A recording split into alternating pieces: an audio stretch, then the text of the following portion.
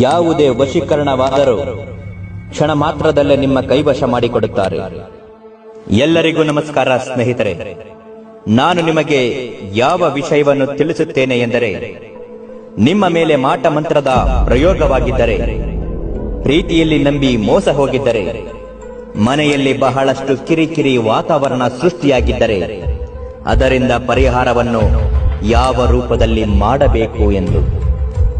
ಅದಕ್ಕಾಗಿ ಇರುವುದು ಈ ಅಘೋರ ನಾಗ ಸಾಧುಗಳ ವಿಧಿವಿಧಾನಗಳ ಮಹಾಪೂಜೆಯ ತಂತ್ರ. ಮತ್ತು ಇದರಿಂದ ಫಲ ಹೇಗೆ ಸಿಗುತ್ತದೆ?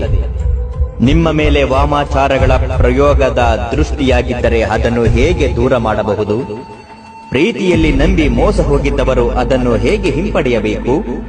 ಶಕ್ತಿಶಾಲಿಯಾದ ಮಂತ್ರ ಯಾವುದರಿಂದ ಸಿದ್ಧಿಯಾಗುತ್ತದೆ? ಇವೆಲ್ಲವನ್ನು ವಿಡಿಯೋ ಮುಖಾಂತರ ನೋಡಿ, ಹಾಗೂ ನಿಮ್ಮ ಯಾವುದೇ